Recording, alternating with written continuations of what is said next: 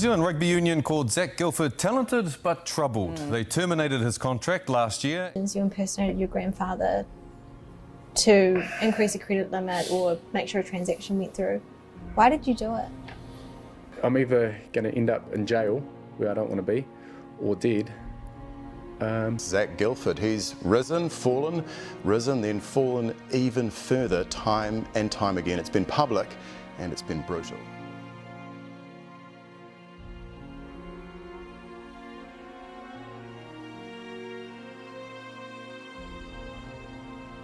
The sporting culture in New Zealand, it really is one of the heartbeats of this small nation.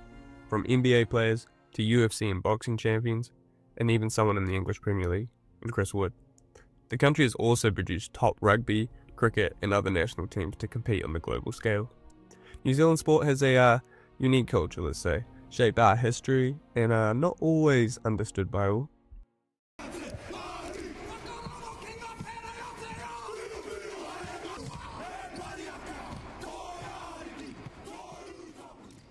Despite the tall poppy syndrome that this country always seems to have, when it comes to sport, there's a collective backing and culture that's not really like any other country. Most of us at some point aspired to be one of those stars, but not every story ends out how you'd expect.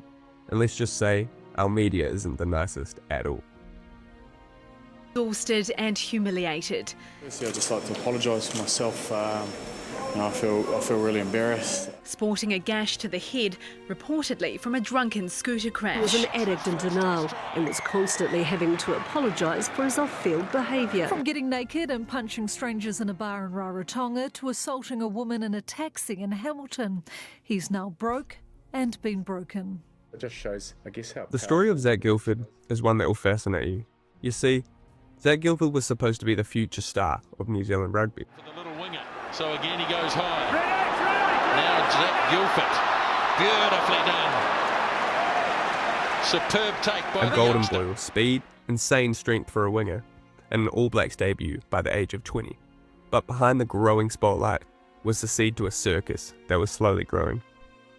Zac Guildford was born in Greytown, New Zealand, a small town about an hour or so away from the country's capital.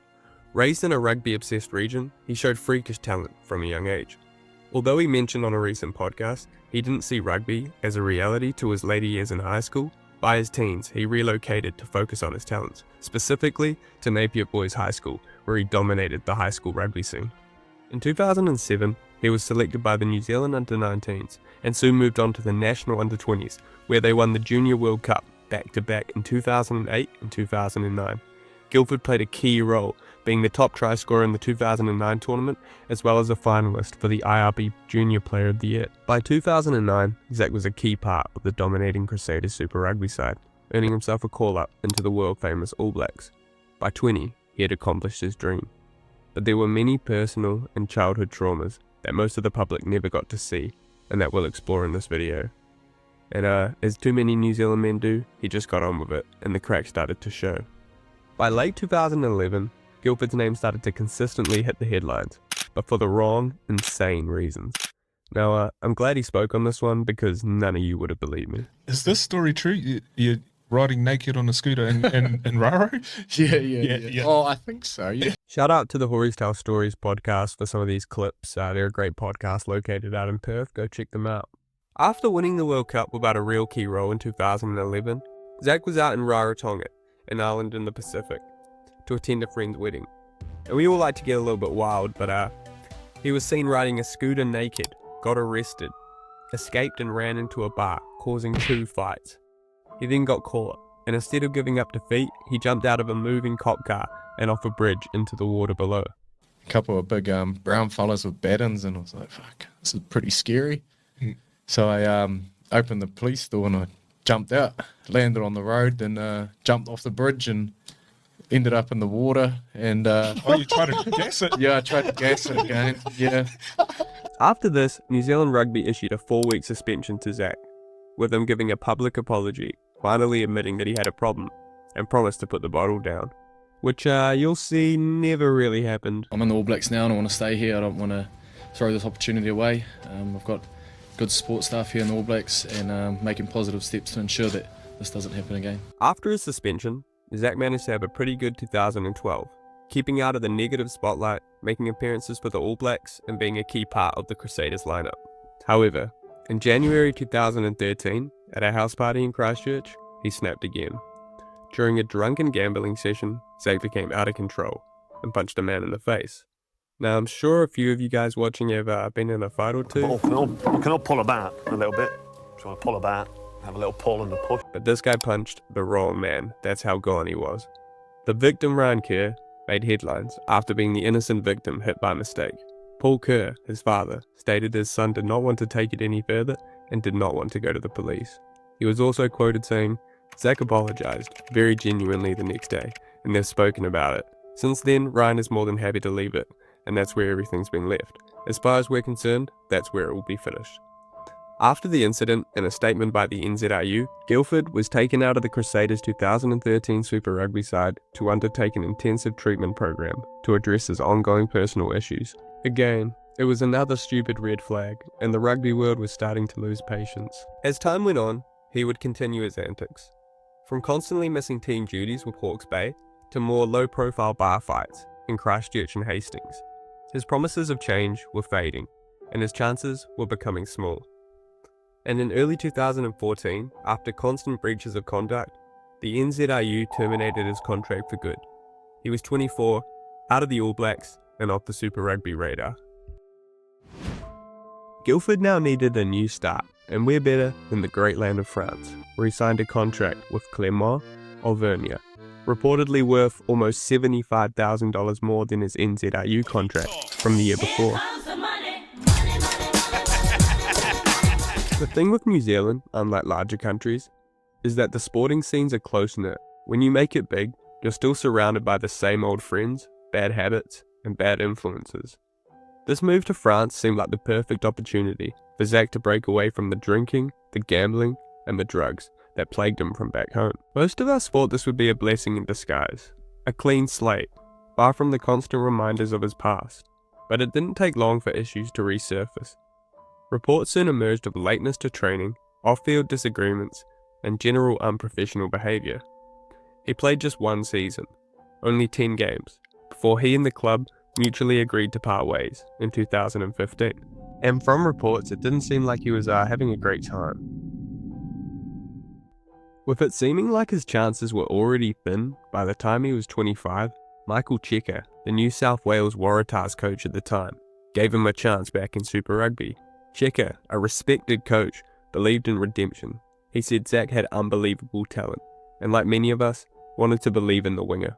Just 2 months later, on the lead up to his first Waratahs season, Zac took place in the Fight for Life, a New Zealand celebrity boxing event, for charity, which surprisingly the Waratahs allowed. So you're playing for the Waratahs? Great, fantastic. Well, let's hope that the boxing gives you all the fitness you need to get into the All Blacks again. Now maybe this was because the club knew he needed some extra motivation or purpose, but I don't really think it was a good idea. Zac took a beating, and not just a loss, but a real beating. Nice to see it done for a pull. Great right hand. He caught him with a right hand. And look at this. Straight now and having trouble trying to reach. Nice straight hand landed by Art Green, which puts Guilford back on his heels.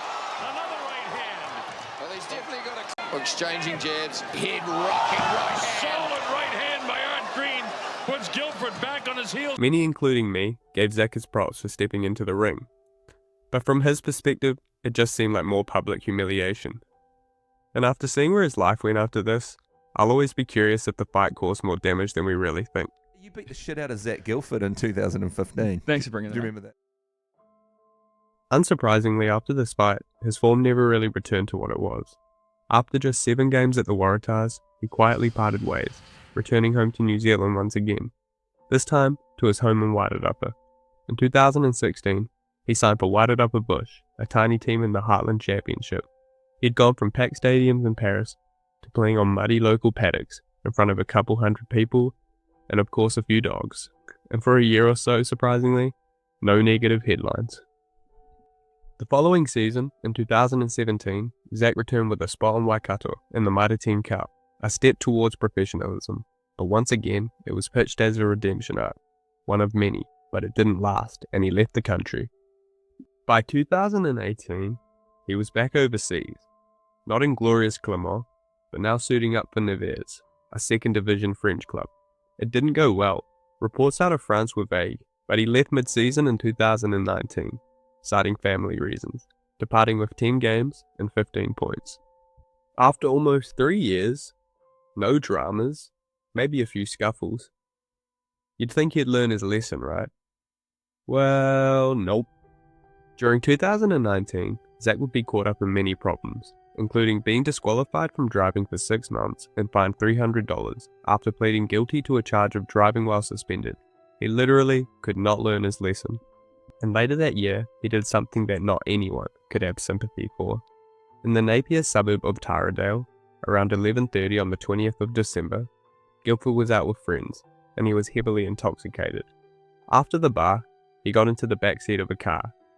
A woman sat in the passenger seat. He turned to say something, and without warning, Zac punched her right in the face. A single, savage blow. The impact was brutal. The woman suffered 2 black eyes, severe bruising, swelling, and ongoing breathing issues. Justice Paul Davison QC was quoted saying the brutality and considerable force behind the blow is illustrated by the nature and the injuries caused to the victim. And of course, yet again, Guilford said he's given up on drinking for good. Guilford pleaded guilty to the charge of male assaults female and was sentenced in January 2021 to 2 years of intensive supervision. He fought name suppression and no one actually knew it was him for about 2 years to protect a potential rugby contract with the Western Force in Australia, but his appeal was denied and his identity was made public. After a barrage of, to be honest, pretty fair criticism, in May 2021, he rejoined Whited Upper Bush for a Queen's Birthday fixture against Hawke's Bay. This move was seen as an effort to find stability, and maybe redemption, through a sport that had once defined him. In 2022, Guilford's name hit the headlines, and this time, it was nationwide news. Time again, it's been public and it's been brutal. 6 months ago, he hit rock bottom, convicted of fraud for stealing $41,000 from his grandfather and defrauding a mate of $60,000 to fund his gambling addiction. At first, I took the money through pure addiction, boredom, thinking I could, get out of this hole and no one would have to see the real me, just if I took a little bit and then put some back. It didn't work that way. In 2022, Guilford was sentenced to 9 months home detention for stealing more than $40,000 from his grandfather and deceiving a friend out of $60,000 just to gamble with. Honestly, just sad. According to Guilford, he took his granddad's iPad, who he had been living with, and transferred it over multiple occasions, and didn't own up to it until his granddad called the bank after noticing that an app was deleted from his iPad. Then, as stated by the NZ Herald, Guilford tricked his friend into giving him $60,000 to cover legal costs for an alleged defamation case.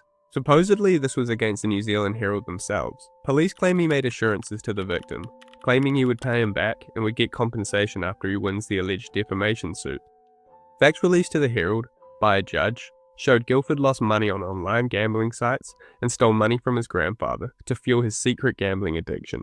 And that's the thing, when we talk about Zac Guildford, the headlines are easier to remember.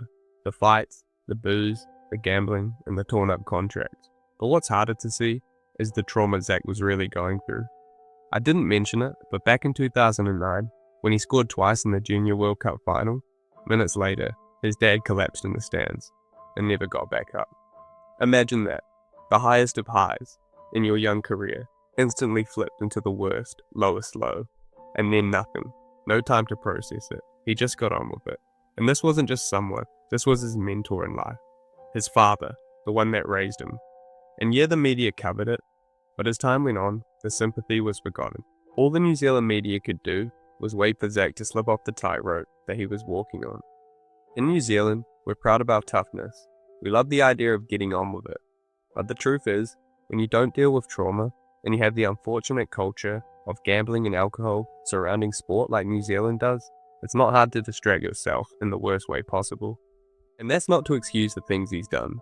He made choices, bad ones, and people got hurt.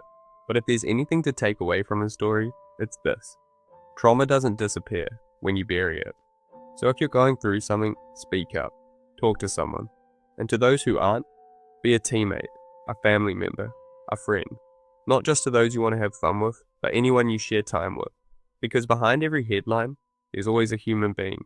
And the more chances we have to prevent young Kiwis from falling into the same story is a benefit to everyone.